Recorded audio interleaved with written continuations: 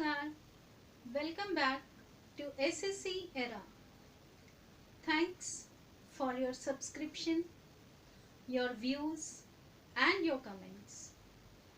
In today's video, I am going to explain about resource planning in India, the various stages जो हमने अभी तक पिछले videos में पढ़ा था. Geography chapter 1 resource and development से रिलेटेड कि रिसोर्सेज क्या होते हैं, उनके क्या प्रकार हैं, different kinds of resources, and also we discussed about the importance of sustainable development और उसके लिए अलग अलग जो नेशंस हैं उन्होंने क्या स्ट्रैटेजीज अडॉप्ट की हैं. तो इंडिया के कंसर्न में अगर हम बात करते हैं तो since India is a big and vast country with diversity, तो यहाँ हमें रिसोर्स प्लानिंग करना बहुत एसेंशियल हो जाता है. And India has adopted three stage program, जिसमें फर्स्ट स्टेज है, first phase of resource planning है preparing the inventory, mapping, surveying. इसमें सब क्वांटिटी, क्वालिटी, हर चीज़ को सर्वे किया जाता है. जैसे इंडिया के कौन से पार्ट में कौन सा रिसोर्स कितनी क्वांटिटी में है, उसकी क्वालिटी क्या है. अगर हम उसको एक्सट्रैक्ट करें, सपोज कोई मिनरल है, माइन से हम उसे निकालते हैं, तो वो कितना उसमें मतलब जो और आप एक्सट्रैक्ट कर रहे हैं उसमें से कितना संभावना है आपको क्वालिटी मिलने, किस क्वालिटी का और क्वांटिटी का रिसोर्स मिलेगा. तो उन सब चीज़ों को देखते हुए फर्स्ट जो स्टेप लेते हैं हमारे प्लानिंग वाले, उसमें आता है प्रिपेयरिंग एन इन्वेंट्री. तो उसमें क्वांटिटी को लेकर, क्वालिटी को लेकर पूरा मैप और पूरा सर्वे किया जाता है. And then in second stage एक प्लानिंग स्ट्रैटेजी इवॉल्व की जाती है. मीन्स दे चेक कि हमारे पास इकोनॉमिक फिजिबिलिटी है, हमारे इंस्टीट्यूशंस जो रूल्स रेगुलेशंस हैं वो क्या कह रहे हैं, किस तरह से रिसोर्सेज एक्सट्रैक्ट होंगे, कोई गवर्नमेंट बॉडी उन्हें एक्सट्रैक्ट करेगी या प्राइवेट कॉन्ट्रैक्टर्स को ये दिया जाएगा, कॉन्ट्रैक्ट दिया जाएगा रिसोर्सेज को एक्सट्रैक्ट करने के लिए या यूटिलाइज करने के लिए. डैम बनाना है या माइनिंग करनी है, कोल निकालना है, सिल्ट निकालनी है नदियों से.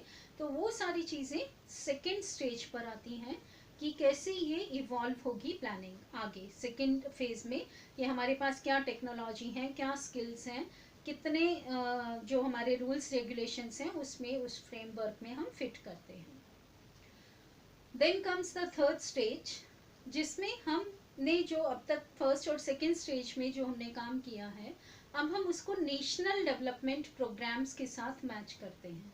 कि सपोज हम कहीं डैम बना रहे हैं या हमने कहीं से माइनिंग की, मिनरल्स एक्सट्रैक्ट किए या कोई इंडस्ट्री हमने सेटअप की, तो उससे हमारा नेशनल डेवलपमेंट कितना होगा, कितना हमारे जीडीपी पे इफेक्ट आएगा, वो सब चीज़ें हम थर्ड स्टेज में मैच करते हैं. तो ये 3 स्टेजेस क्रूशियल हैं रिसोर्स डेवलपमेंट के लिए. और सिर्फ क्योंकि मिलना रिसोर्सेज का काफ़ी नहीं होता कि आपका एक रीजन है और वहाँ बहुत सारे रिसोर्सेज हैं. So mere availability of resources is not sufficient until and unless you have the money, until and unless you have the technology. आपके पास टेक्निक नहीं है तो आप कैसे कहीं पर नदी पर डैम बनाएंगे और उसको फिर आगे आप इलेक्ट्रिसिटी जनरेशन के लिए, इरिगेशन के लिए यूज़ करेंगे. तो रिसोर्सेज का अवेलेबल होना ही काफ़ी नहीं है. आपके पास नदियाँ बहुत सारी हैं, बट डैम बनाने के लिए टेक्नोलॉजी, लेबर, स्किल्स, वो सब होना भी ज़रूरी है. और ये सारी चीज़ें कि आप कैसे डेवलप करते हैं अपने आप को, कैसे आप आगे बढ़ते हैं. तो इंडिया में इन चीज़ों के लिए जस्ट आफ्टर इंडिपेंडेंस 1950s में प्लानिंग कमीशन सेटअप हुआ था. और वो प्लानिंग कमीशन ने 5-year प्लान स्ट्रैटेजी अडॉप्ट की थी. और उस स्ट्रैटेजी के चलते ये जो हमने 3 स्टेजेस किए हैं उनको ध्यान में रखते हुए एक एक फील्ड पे, जैसे फर्स्ट 5-year प्लान्स में जो था, फर्स्ट प्लान में एग्रीकल्चर को फोकस किया गया, सेकंड में इंडस्ट्रीज को फोकस किया गया. तो इस तरह से ग्रेजुअली उन्होंने एक एक फील्ड को लिया जिसके ऊपर जो है ग्रोथ करनी है. ऐसा क्यों करना पड़ा इंडिया को? क्योंकि 1947 में जब हम आज़ाद हुए we were under colonial rule prior to that, और वो लगभग 200 सालों तक ब्रिटिश हमको एक्सप्लॉइट करते रहे, हमारे रिसोर्सेज को ब्रिटेन पहुंचाते रहे।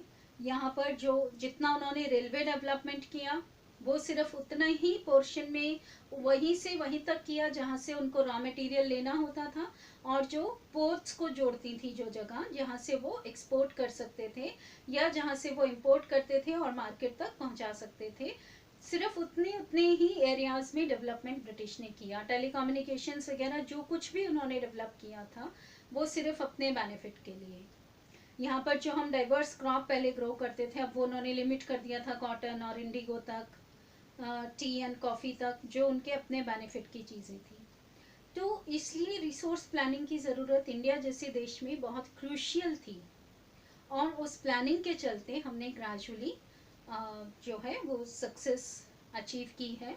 प्लानिंग कमीशन हालांकि अब नीति आयोग बन गया है, बट स्टिल एजेंडा वही है कि हम अपने यहाँ के रिसोर्सेज को चेक करें और उसके अकॉर्डिंग उनको यूटिलाइज करें।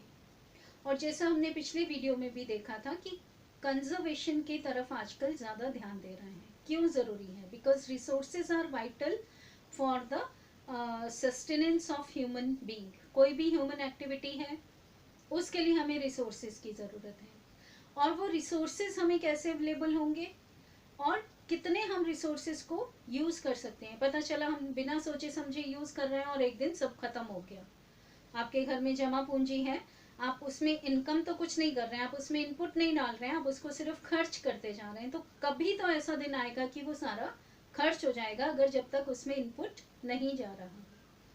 वही चीज़ रिसोर्सेज के साथ भी है, क्योंकि वो ह्यूमन एग्जिस्टेंस के लिए, डेवलपमेंट के लिए एसेंशियल हैं, तो उनको यूटिलाइज करना तो बनता है। डेवलपमेंटल प्रोजेक्ट लाना है, पेड़ काटने पड़ेंगे, मान लिया, मगर बदले में आप कहीं तो पेड़ लगा सकते हैं ताकि आपके एनवायरमेंटल जो प्रॉब्लम्स हैं वो अराइज ना हो। तो वही चीज़ कंजर्वेशन से रिलेटेड है।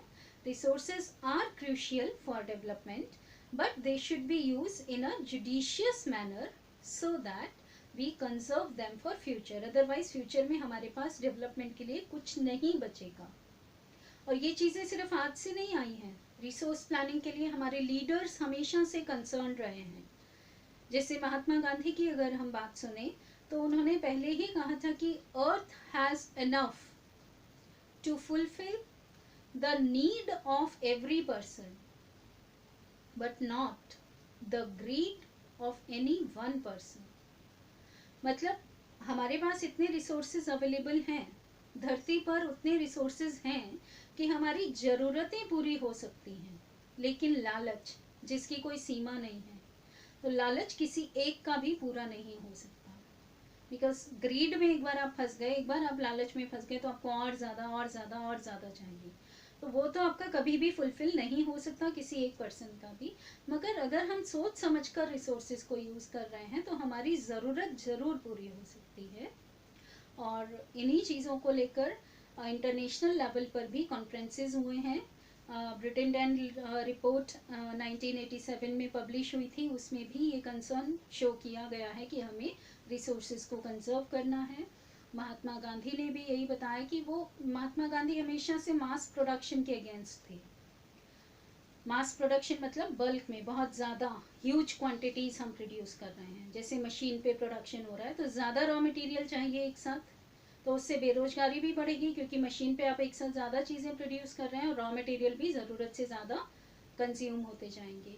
तो ही believed in production by masses, तभी उन्होंने वो चरखा चलाने का कॉन्सेप्ट दिया कि सब लोग अगर अपना अपना काम कर रहे हैं, धीरे धीरे काम हो रहा है चरखा पे, थोड़े थोड़े रिसोर्सेज आप यूज़ कर रहे हैं और सबको एम्प्लॉयमेंट मिल रहा है। इन चीज़ों की ज़रूरत आज भी है। ऐसा नहीं है कि उनके साथ उनके थॉट्स पुराने हो गए हैं, आज के कंसेप्ट में ये चीज़ें और ज़्यादा क्रूशियल हो गई हैं। तो I hope you will not study it as for your subject and to score marks, क्योंकि कंजर्वेशन ऑफ रिसोर्सेज पे एग्जाम में क्वेश्चन कई बार पूछा जाता है, लेकिन आप उसे अपने लाइफ में भी अप्लाई करेंगे। सोशल साइंस पढ़ने का यही एक मज़ा है कि ये हमें एक इंसान बनाता है, एक अच्छा इंसान बनाता है, ह्यूमन बीइंग बनाता है, जिसमें हम सब चीज़ें सोच समझते हैं। हम मशीन्स नहीं बन रहे हैं। सोशल साइंस पढ़कर हम ह्यूमन बीइंग बन रहे हैं।